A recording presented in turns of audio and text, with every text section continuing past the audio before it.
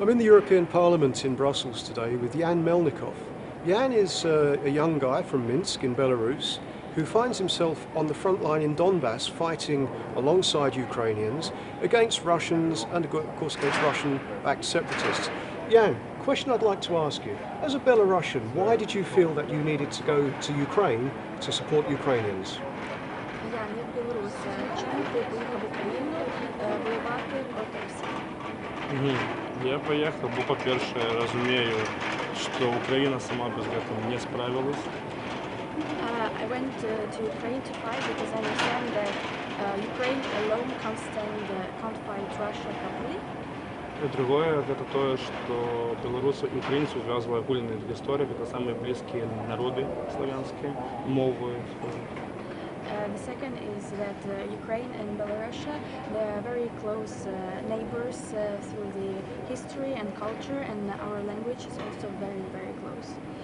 Ну і головне, це розуміння того, що коли білоруси допоможуть українцям спинити ворога на території України, то наступний зазнає російські танки Білорусі.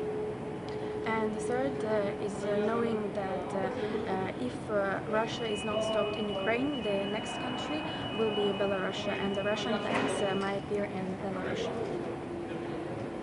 Do you feel, Jan, given Belarus's own situation where a very totalitarian government, obviously there is an opposition, and the EU, European Union, has always supported that opposition. Do you think that the EU is supporting Belarus in the correct way? Do you think the opposition is effective?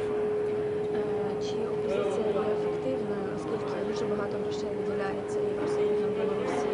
Як ти вважаєш? Так, це доречне запитання. І я скажу, що Білорусь покутує також від агресії Росії. Ми є по факту колонією Росії. Лукашенко є ставленником Кремля. Well, it's a very good question. I think that Belarus depends on Russia, as Lukashenko is the friend of Putin and is working for the Russian. І тому менавіта з гэтым павінна быць разуменне, што санкцыі супраць Росіі, санкцыі супраць олігархів, які мають здачнення до Путіна, вони більш дієві для Білорусі, для ставлення демократії в Білорусі, ніж допомога фінансова нашим так званим лідерам опозиції. Therefore, I think that the money should go for the supporting of Ukraine and making sanctions more stronger, as it will be better, this money will do better good than just giving money for the so-called opposition in Belarus, who does nothing in real terms. On the subject of the sanctions, obviously the EU is continuing sanctions against Russia because of the annexation of Crimea. Do you think that the sanctions against Russia are having the desired effect, or do they need to go further? Так як зараз є санкції проти Росії через активне українське питання, чи ти вважаєш, що ці санкції є достатніми на цей момент? Чи потрібно ще змінити? Я знаходжусь на фронті з самого початку, тобто це вже майже 3 роки. І за цей час, як я бачу, війна триває по цей день. Майже кожен день є загиблі, поранені. I'm fighting in Ukraine frontline for more than 3 years, and through all this time I see that the fightings continue, and there are casualties not only in civilians but within the military people. Ми бачимо загострення, яке було першим часом в місті Авдіївка. Це є одним з прикладів того, що Росія не розуміє дипломатичну мову. Росія розуміє тільки моць і реальний удар по її економіці, по її фінансам.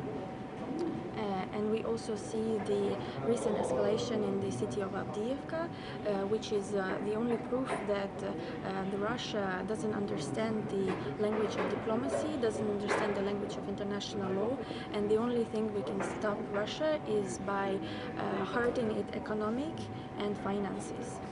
Я считаю, що більш жорсткі санкції, як, наприклад, відключення Росії від системи SWIFT і конкретний удар по предприятиям, олигархов, которые поддерживают Путина, будет больше жестоким. Европа, как я считаю, должна больше внимания уделять проблеме Украины, так как это интерес всей Восточной Европы.